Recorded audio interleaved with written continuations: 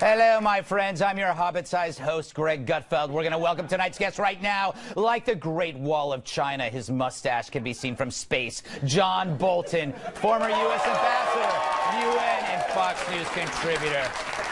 She's so sharp, she leaves a trail of flat tires in her wake. Political journalist Erin McPike. She puts salt in everything, including your wounds. National Review reporter and Fox News contributor, Kat Timpf. Boo. And he's often mistaken for Texas. TNA wrestler and Fox News contributor, Tyrus. But first... All right, another wild week at Trump Tower. Everyone's showing up to kiss Donald's ring. World leaders, politicians, crazy people, and these two, Beavis and Butthead. Leo DiCaprio and Al Snore. The Maverick and Goose of carbon abuse. Oh yeah, they say they're out to save the earth, dozing in their private jets. In their clownish crusade, Dumb and Dumber, they emit more gas than a hectare of flatulent cattle. And imagine Trump having to listen to these bozos before lunch.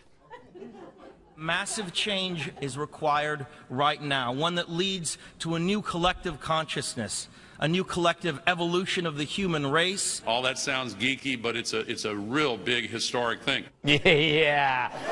After that, even the planet would say, please kill me. Now, after listening intently to these jackasses, or pretending to listen, what did Mr. Trump do?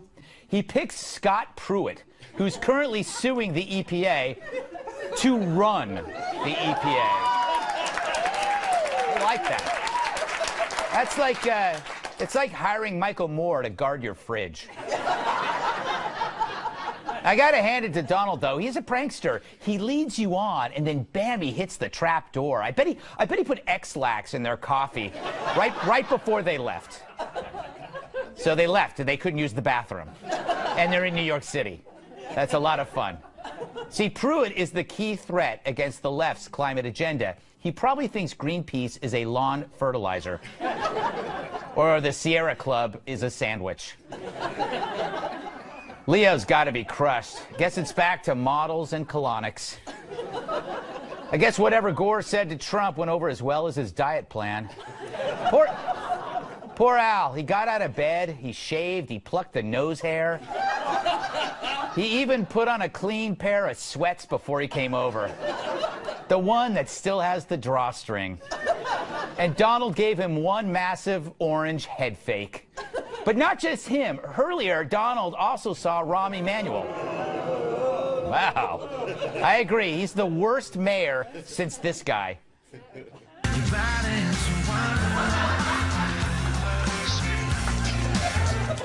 Pretty bad. Make no mistake, Rahm sucks. With 600 murders in Chicago, lead poisoning is now airborne. So how did this meeting with Donald go? I was clear about where I stood and other mayors stood on immigrants, that we welcome them because they are achieving and striving for the American dream. Mm-hmm. I wonder how Donald received him. You're not filming, I hear you, big. Let it go, dogs, let's go. The other dog's coming. That never loses. So why would Donald meet with him anyway? It seems kind of weird. You know, Rahm didn't mind any reason to leave Chicago. And you know he didn't want to go home. He could get shot there. If Trump had offered, Rahm would have taken the job as naval lint picker. Meanwhile, Mr. Trump picked Linda McMahon, who ran the WWE, to run the Small Business Administration, which brings up my question. There's a Small Business Administration? I had no idea. For Labor Secretary, he picked Andy Puzder, a fast food guy who runs Carl's Jr. and Hardee's. They have curly fries. I know nothing about Puzder, but I do know curly fries. It's enough for me, America. So let's look at Trump's picks so far. You got fast food, you got wrestling, you got a lot of generals. This is exactly what a teenage boy would do if he were elected president. All that's missing is a monster robot and a plucky assistant who looks like Kate Upton. Now, mind you, This is a very good thing. This team is one big macro aggression against safe spacers. It's designed to give the entire staff of Rolling Stone heart seizures, which I'm for. But if that happens, you have a kind doctor nearby. There he is. Ben Carson is heading up HUD, but he's really there to revive liberals overwhelmed by panic. So who's left? Good question. Secretary of State is still open. If only I knew someone who could fill that spot.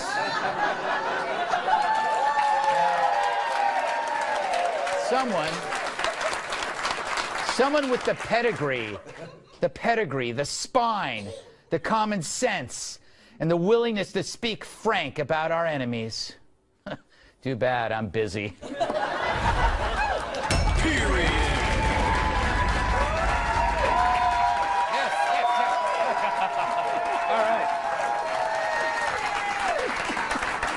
All right. Ambassador Bolton, a pleasure to see you. It's been a long time. It has been. You've Glad been to in be the back. news a lot. All right, what the hell is going on over at that tower? Well, actually, it was Michael Bolton who met with the president-elect. It was just a mistake. Wow, you two look alike, I must add. But Yeah, you're oddly enough, our you're the better income is singer. the same too. Yes. So what? I don't think I can break any news here. I don't want to start anything. But have you been offered Secretary of State? You can have my name, rank, and serial number, and that's all. How about deputy? Do they offer you deputy? Name, rank, and serial number. All right. You wouldn't take deputy, would you? They're switching to the Golf Channel already, you know. No. For something exciting. You're trying to kill my ratings. But I know you. You wouldn't take deputy, would you? You know, you're not a number 2. I have no comment Ugh. on anything. What do you make of the process so far? Look, I think he's equal to or exceeding the pace at which cabinets and other senior administration appointments have been filled. I think he's off to an excellent start. And Yes. I think that's why the media are in such a frenzy, because they didn't expect it. He's done an excellent job. They can't keep up with them. That's the thing, Aaron. It's like you know how they have their first 100 days. He started his 100 days 50 days in. So theoretically, they're going to have the next election not in 2020 but in 2019, right? Because he started early. It's going to throw off the clocks. Yeah, but this particular opening for Secretary of State, that he's drawing out, it seems like there's a lot of shiny object syndrome going on with this particular pick, because he throws out David Petraeus, right, who admittedly jeopardized national security. Mm-hmm. And now but for a woman, so it was worth it. But this is a good point. It's a good point. He did it for love. It's not like Snowden, who did it, you know, for, you know, so he could. What? Please stop with the snow. Just a random excuse to just bash Snowden. Come on. Yes. Okay, Snowden did it so he could have a movie made about him. Petraeus, I'm sure that's why he did it. Petraeus was a romantic man, Aaron. Am I right? He was in love with his reporter. Apparently so, but she's done quite well. She is on her own publicity tour. She has been for the last year. Mm-hmm. So it worked out for her. He deserves the job. No kidding. I'm just testing you. I want to see. You know, I think Petraeus would be great, Ambassador Bolton. This is an ambush. Yes. But look, now we are to an oil and gas executive for the nation's top diplomat. I still think, and I'm sorry to say this, I still think he's coming back to Mitt Romney, because he is the one guy who has endured from the beginning to end, and Donald Trump has been very complimentary of him throughout the whole thing. The guy ran the Olympics. That's what they always say when they bring up Mitt. They go, but he ran the Olympics. And the hair. I mean, you know what? I think it would show total bravery, Tyrus, on Trump by picking Mitt because of Mitt's hair. Because the hair is just so beautiful. And Trump's hair is, you know, unique. I'm all for a good look myself, but I'm gonna keep it real. If it came down to hair opposed to a cool mustache, I would probably have to go with the mustache. So let's hope it not comes down. Certainly Let's hope it not comes down to that. What do you make of this whole process? Anything pop out? Well, for me personally, Mrs. McMahon, I think that was a great choice. And you guys, you're a wrestler. Do you have any good stories? I'm a sports entertainer, but as fast as I can. WrestleMania was in New York, so it's my big moment. It was I had done a few WrestleManias, but this was my breakout match. And thanks to Undertaker and CM Punk, they went 15 minutes over, so my match got cut. Right. So it's like basically going to the Super Bowl and they took the field away. Right. And I was not really close with the McMahons like that. I worked for them. And I was in the lobby next day feeling terrible about myself. And I had tweeted that night something like, you don't know what you love until it breaks your heart, something like that, because the fans were all blah. And Miss McMahon came up to me, and she told me that she was very sorry my match got cut, and she was very proud of me for what I wrote on Twitter. And I was like, you paid attention to me? Because we had The Rock, we had all these huge things. They did all these amazing moments, and she took the time to actually see me in the lot and go up to me when we had not really ever spoke before. And that goes to show that just because you are this great business person, that they can still be a human being too. And that's going to help small business a lot. I'm a great businessman. I'm not a human being. No, she's actually, I met her, I think I met her once in the lobby at Fox, and she was a very, very nice person. Kat, I want to get you in here and pick your brain, or whatever you call that in your skull. I don't know what it is. Poor girl. He's picking a lot of different people. Yeah. A lot of unusual people. What do you make of, like, Al Gore and Leo and all that crap? I love it. Really? I think it's great because he picked the fossil fuel industry's best friend to nominate, but he made it look like he cares about the environmentalist feelings by saying, oh, at least, you know, I talked to Leo and Al kind of like a husband who agrees to go to couples therapy. He's lying the whole time, sure, but at least he's giving the appearance that he's trying. Speaking of appearance, is it me? Works every time. Is it me, or does Al Gore look like Rodney Dangerfield now? Has he changed? There's been completely. Like, he doesn't get any respect either, but he literally is turning into. He's let himself go. He doesn't look good. Yeah, Aaron? Can I just say, I think the most interesting Senate confirmation hearing we're going to have is for the new Labor Secretary, his choice, for two reasons. One, can anybody actually say Andrew I mean, I had can you try it? I had an issue with it. Also, I like. You want to say Pudzer, but it's Puzder. Puzder. Right. Yes. But then also. Puzder, I hardly knew her. But the other thing is... I don't even know what that... No, that is inherently meaningless. That is inherently meaningless. But he's connected with weird names like Hardee's and Carl's Jr. It's the same place. Who is Carl's Jr.? A lot of the feminist people are mad about him because he has the ads with the burgers and the bikinis. So he's automatically a bad choice because he's associated with people eating burgers and bikinis, which I'm pro. Yeah, but you know... I like those commercials. I also like that he likes robots. I think that's important. I don't know, Ambassador, who Carl's Jr. is. I don't even know who Carl is. Did Carl leave Carl's Jr.? I've never been to Carl's Jr., so I'm the wrong person. So you're not a man of the people, are you? That depends on how you mean that. Just checking. All right, we're going to take a break. I'm still going to pepper you with questions. Don't go away. Coming up, the greatest story you'll ever hear in the next 10 minutes. The inauguration is just weeks away, and I haven't even dry cleaned my tuxedo onesie.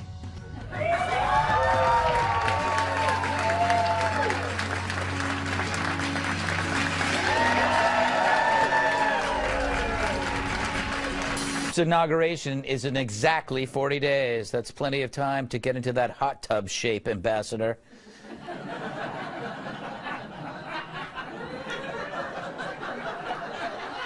So, what will a Trump inauguration be like? Will everything be plated in gold? Will there be extravagant food like cocktail weenies and lots of balloons and great music by country singers we forgot about years ago? We have a preview of the festivities. I don't know it yet if they're going to pray for the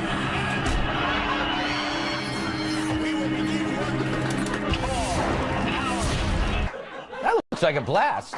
Anyway, protesters might have a hard time finding a place to boo-hoo. A National Park Service spokesman said agency rules in place since 2008 give an inaugural committee preferential access to some public areas along Pennsylvania Avenue, the National Mall, and surrounding land. But civil rights lawyers say the denial of protest permits is unconstitutional, and they're threatening legal action. Funny how they weren't threatening that back in 2008. Ugh. Yeah, am I right?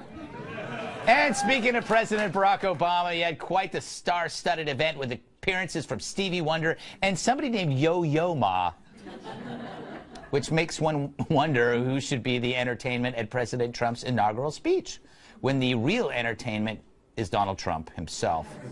Yeah, you know. I have some suggestions. Poetry reading by Willie Robertson. Would that be nice? Yeah. Dunk booth with Nancy Pelosi.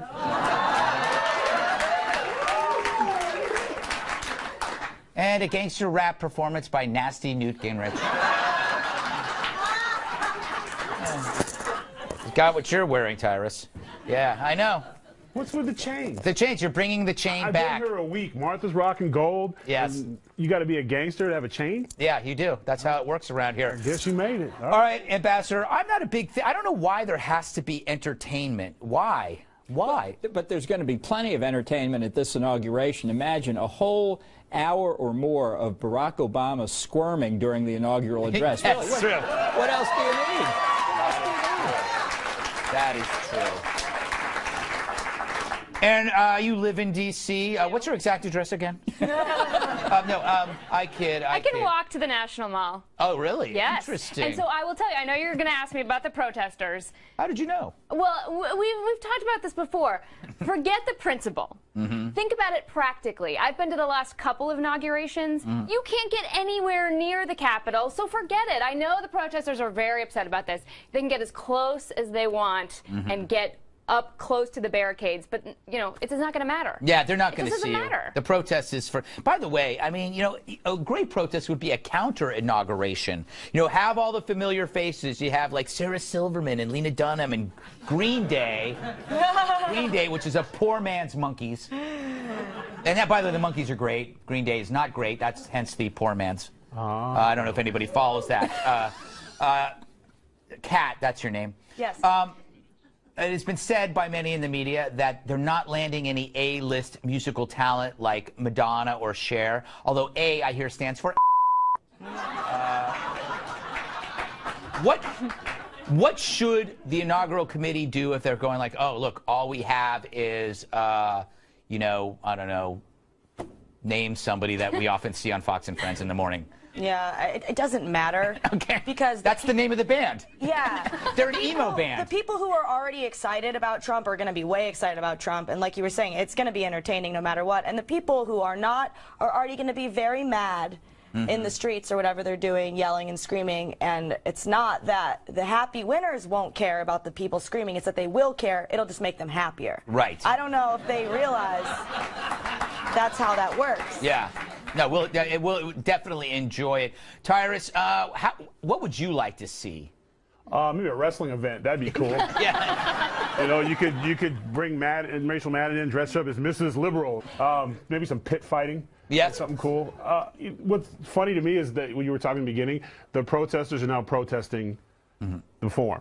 Yeah. They're going to protest the park. Yes. Because the other group had their paperwork in a year ahead of time. Yes, exactly. So you're protesting the protest. Yeah. The great thing about activists is they often don't keep up on the paperwork. Yeah. You know, they don't have the organizational skills. They don't have the, you know, they don't have like neat little piles of paper. They're usually, you know, living in a van. They should put the protesters in a cage as the entertainment and like give little crackers you can feed them. Oh. Don't applaud that. That's actually good. Oh, wait a minute. Secretary of State death match. You bring in the 5, throw him a bat with some nails in it, no hitting in the face. That's the only rules. Go to town. That's amazing. That would be incredible. Can he be on my side? I'll take the deputy deal. It's cool. See? You just broke some news. Yeah. Yes, he said, can you be on my side? Which means... See? And all that training? Boom. Only for you. By the way, I think they should get David Copperfield and have him like make like the monuments disappear. Wouldn't that be nice? Britney's making a comeback. They need some musical talent, and she's a registered Republican, so why not? Who'd you say? Britney Spears is making a comeback. Okay. No. You must bring back a dinosaur. Let's stop. Oh. Nobody watches the inauguration like, hey, who's playing? Yeah. President of the United States. That is true. So that is true. Let's have some speeches, maybe a rally. Let him do his thing. Yeah. You know, we don't need to hear like unless like AC/DC's going to come back or something cool like that. But yeah. You could save get the entertainment. We're here to take care of business. Yeah, Kid Rock. That would be fun. Kid Rock. Yeah, that would. Yeah. All right. On that note, we must move on. Coming up, a story so magnetic, they'll have to pry your eyeballs from the TV. It's disgusting. But first, our commander-in-chief surprised by the rise of ISIS. How could he have missed that? Guess it wasn't on NPR.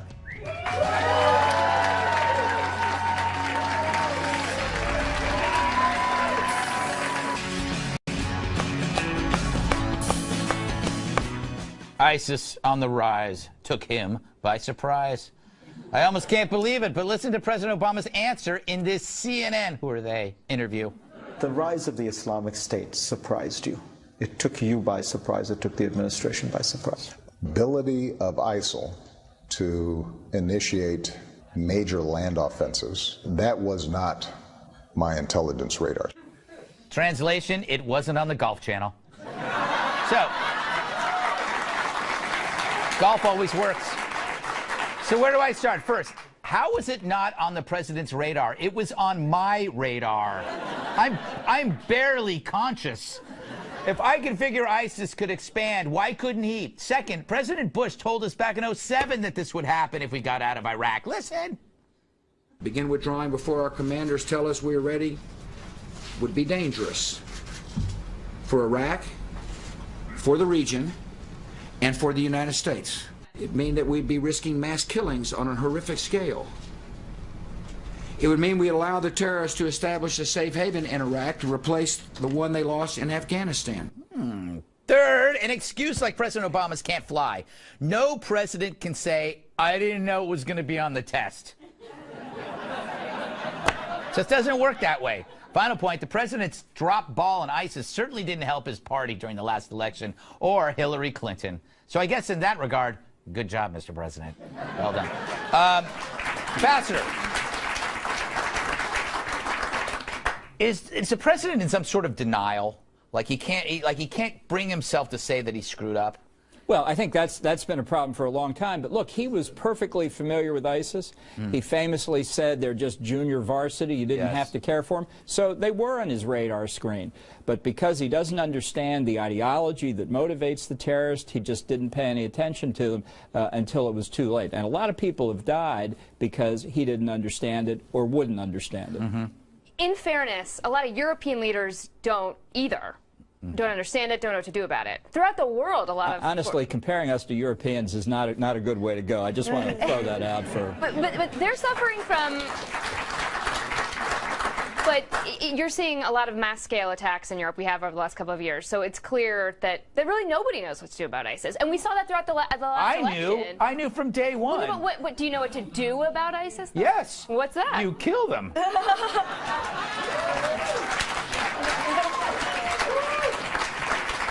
I got 1 million of them. Unfortunately, my answer to everything is kill them. Kill them. I understand, though, why he was surprised. Because he had this ideal in his head that he was going to be the anti-war president. Yeah. So anything that didn't fit into that vision, you kind of just, don't really pay attention to it, right? We've all ignored red flags before, right? And it's like you're technically surprised when you find out that they're cheating on you, but in the back of your head, you're like, I knew Bible study didn't go till 4:30 in the morning. On top of whatever, what happened to you? Like when your book comes out, I'm going to need tissue and a only after brain my surgeon. dad's gone can I Wow. Yes. But I think another thing that we're forgetting is it was the beginning also of the politically correct era, and we need to leave them and let them solve their own problems. We didn't let generals be generals. We didn't let put handcuffs on our army. We pulled it out because it was the feel-good thing, not the right thing to do. We basically left the keys. Macaroni in the oven with directions how to cook it in the Middle East for them to just do what they want to do. We pulled out, and once our presence was gone, it was basically recess, do whatever you want to do, and nobody else stopped them. So we literally are responsible because, one, we cleared out the competition. Yeah. And we left. We basically left the field, the tools, and no one did anything about it. And what we say back growing up was, he got caught slipping. He thought because of all the praise they got from killing Osama bin Laden and doing all this stuff, oh, game over, we did it. Yeah. And all we really did was just help the next man up. I have a theory. You may clap. Now you may... he didn't want to listen to political adversaries, and he's always been like that. So if your adversary is correct, he doesn't have the ego to allow himself to accept that they might have a point, and he didn't want to feed the idea of Islamophobia. But he also thought, and he'd said this, I believe he'd actually said this, or I'm making it up, he thought taking ISIS seriously would be complimenting them. Like, we don't want to treat them as though that's what he called them, the JV team. He didn't want to give them this grand reputation, which is like a doctor not taking your brain cancer seriously because, you don't want it to get a big head. We don't want your cancer. We don't want your cancer to... Yeah, that was a really weird metaphor.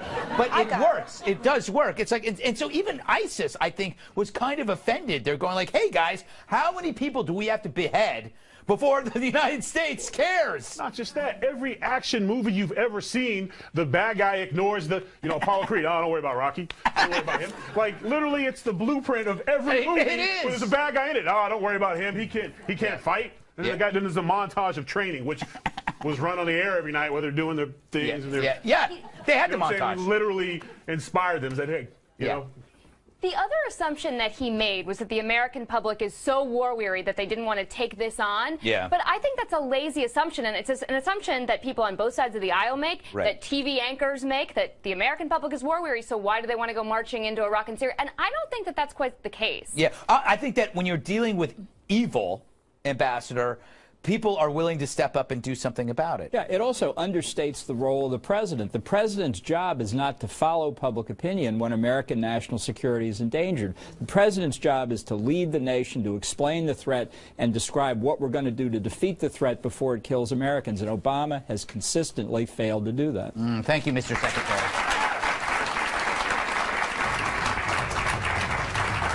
Up next, as Mr. Trump threatens to cancel a deal with Boeing, is the president-elect picking winners and losers? And what does this mean for other companies?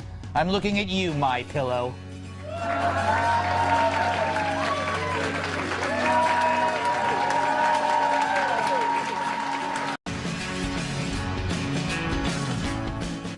They had a good run with Air Force One. This week, President-elect Trump threatened to cancel the Boeing order for a new presidential plane, saying $4 billion was out of control. Boeing says the contract's only $170 million. But you get the point. Trump's trying to get a better deal. He's a cheap dude, which is good. He would have been awesome at extreme couponing. Can't you see him holding a sloppy folder of coupons? Buying 5 shopping carts full of Gatorade for a nickel? So, Mr. President-elect, if you're going to get companies to start giving us better products for our money, why stop with Boeing? So here are my suggestions. Potato chips. Why not fill the bag full of potato chips with actual chips, not air, which is not actually chips. Air is not chips. Can you please tell the people who make dress shoelaces that if they can't stay tied, technically they aren't shoelaces. They're just string. We all know this when you buy shoes. Is it just me? Why am I grinding my own salt and pepper everywhere? Isn't that what child labor is for? Don't make me work for it. Give me back my restaurant shakers. Stupid. Finally, wet wipes. Can we make them truly flushable, please? Not for me. I'm asking for someone else. I have no problems in that area at all. All right, Ambassador, he's doing a lot of things, Some things I like, some things I'm not crazy about. The carrier thing, it drives me crazy because, it's like turning small government conservatives into protectionists.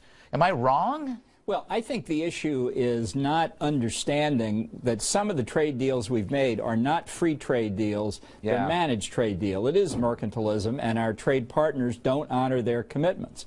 So if you don't force them to honor their commitments, it's no wonder we have these problems. But the real answer is lower government regulation, lower government taxation here, allow the repatriation of hundreds of billions of dollars of profits that are overseas. These decisions become a lot easier at that point. Look, wait, one more question. You said you were going to tell me something about the Air Force One bed. Yeah, I on that one you showed. Yes. I flew on the first international flight of that with President George H.W. Bush to Helsinki to meet Mikhail Gorbachev after Saddam Hussein invaded Kuwait. We got there a little bit early, and they let us look around. The President has a big double bed for him and the First Lady, or whoever, and. Or the president and the first gentleman, or whomever, whenever. But it has a big seatbelt over it. That's crazy. They can be tucked in all snug in the bed with the seatbelt over. It's really quite something. I have one of those in my bedroom. I've just violated. Yeah. Just violated national security. Yes, the master bedroom seatbelt law. My God. I'm in trouble. Yes. Anyway, that was interesting. Now I'm never stopped thinking about that for a while. All right, well, Aaron. You might be bothered by Carrier, but the Boeing decision was a much different, well, it wasn't a decision, but what he said. Because what I think people miss on the Boeing story is that there was no competition for Boeing to get that contract. That's a good point. The Air Force only went to Boeing because it is the only U.S. manufacturer with the ability to create a plane suitable to be Air Force One. Right. But maybe if Trump were to delay this contract or the next contract for actually building the plane, not just doing the exploration, maybe someday there could be competition. And I think that was part of the point. It's also, he talks about draining the swamp. That's what he's going for there. These government contracts, no-bid contracts, that's a problem. I thought the swamp was Goldman Sachs because he's draining that place. I used that joke last week, and it still works. And I'm going to use it next week, too.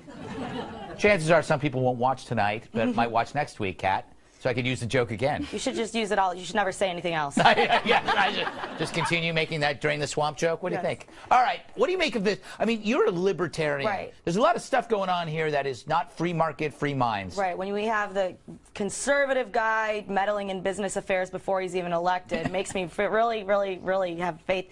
No, what he said was that he believes in fair trade, but he doesn't believe in stupid trade. Yeah. But this country is all about having the freedom to be stupid. Yes. Right? We gave the Chipmunk song 3 Grammys. Did you know that? Great song. This amount of intervention, the Carrier thing really made me worried. It's just right off the bat for him to be doing these kinds of things before he's even president. It does make me concerned. I don't think American companies should be building hotels abroad. How about that? Huh? What if President Obama in 2008 called up Donald Trump and said, can you make all those hotels in the United States? I think he would have said no. I think he would have said no. What do you think, Tyrus? I think he probably would have, but that's not where we're at now. So pay no attention to what he's changing things. And I think he's doing things that wouldn't necessarily benefit him if he was not in that position anymore, because he's taking on a new position of a president from his past experience, realize we need to change these things because it's not fair. And I'm trying to make things a little bit fair. I like what he's doing. You can't, and the beginning of the question was, is it good or bad? We don't know yet. You have to wait to see what happens. Right. You know, like the one thing when he called Taiwan, or when Taiwan called him, and which was, you know, and everyone's like, oh my God, China's their military and the biggest thing. Top 5 military in the world, USA, USA, USA, USA, USA. We're not sweating. We're not sweating anybody. And when it happened, then he put a tweet out and said, oh, I didn't, you know, whatever. And what did China do? Said, oh, sorry about Taiwan. You know, we'll deal with that, because he's going to make other countries uncomfortable that have been comfortable and, quite frankly, got very fat off us. Yeah. So now they're going to have to pay things back a little bit. So he's doing things out the box, and maybe it's not popular, but sometimes you got to do ugly things to make the change. So I'm with it. Let's see what happens. Yeah. Let's see what happens. He's making China nervous again. He's making the world nervous again. It's not bad for a nervous world. I'd rather have the world scared of us than laughing at us. Yeah. All right. The company that canceled its Christmas party because it's in a Trump funk. Just as well. Probably would have sucked anyway.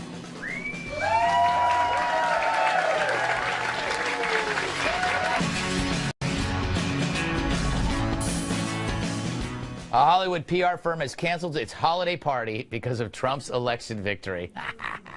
Sunshine Sachs, which represents various struggling actors like Ben Affleck and Leo DiCaprio. That's obvious. Will instead give the party budget to charity. I guess that's okay. The company CEO said the gesture is to, quote, defend the values we hold dear. I said, last-ditch effort, get the horse and dude in a onesie, and it's going to work. Kind of funny, canceling the... People are getting very emotional. I was wondering, my invitation had not come in the mail, and I just couldn't figure it out. Look, if that's the way snowflakes behave, you know, when they're in college, then they graduate from college, great, because then we'll control the presidency, the Senate, and the House as far as the eye can see. Go for it. Yeah. It's a PR firm for celebrities. Yeah. They party every single day. Yeah, it's And true. also what they're showing is they certainly know how to get publicity, because that's exactly what they did here. It's kind of meaningless. They ended up on this show. That's what they did, Kat. You know what? I have this holiday party rule, Kat. If you're really looking forward to the holiday party, it means you don't have enough going on in your life. Oh, okay. She was just telling me how excited she was for the holiday party.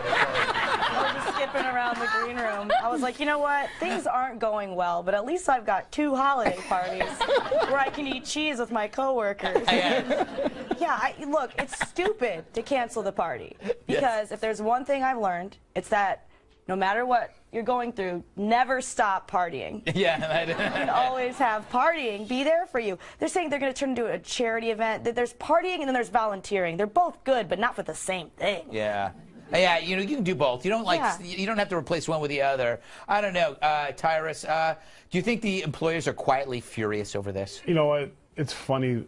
They're sounding a lot more like elitists and less like we of the people. Yeah. Because it's a bunch of, I'm telling you right now, I don't care who won the presidency or who won what. If there's a party I'm supposed to go at, I'm going to have a good time. And I'm going to celebrate. It's Christmas. It's the end of the year. You can celebrate your personal accomplishments and the work you did together, and even if you lost or whatever the case will be. But it's not about that. It's about them and their ego, and they're going to donate to a charity, and then we'll have to wait to see which charity. They just seem like, what's the word I'm looking for?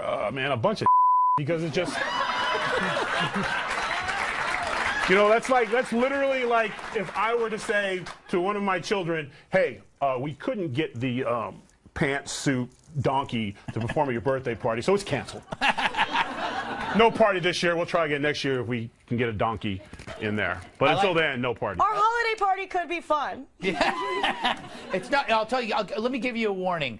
Nothing good ever happens at a holiday party, and I'll tell you why. Especially if you're not a drinker, or if you're the quiet, decent person at work, or the wallflower. You end up having a few drinks amongst company for the first time in a while, and then you're without pants. You're arrested.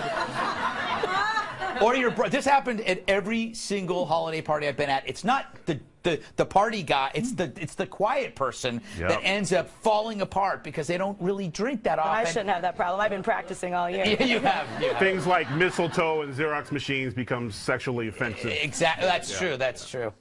All right. Xerox. I'll tell you. I'm not going to any holiday parties. I don't. I'm with you. I don't believe in them. I don't believe in them. They're immoral. All right. Final thoughts next.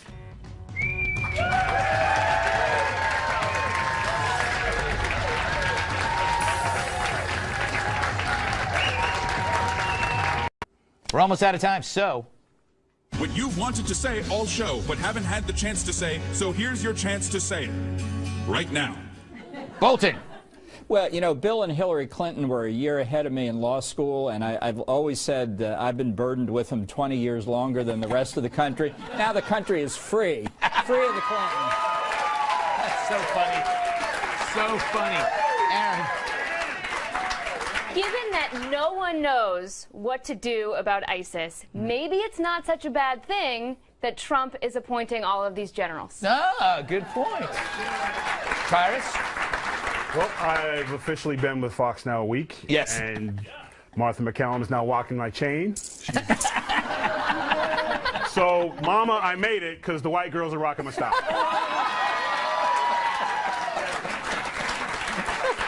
All right. Kat? Just want to tell everybody that there is no reason to sit at home on the couch all depressed. Get out there and be depressed in public. She does a magnificent crying on the subway. All right, thanks to Ambassador John Bolton, or shall I say Secretary of State, Aaron McPike, Catherine, Tyrus, our studio audience. I'm Greg Gutfeld. I love you, America.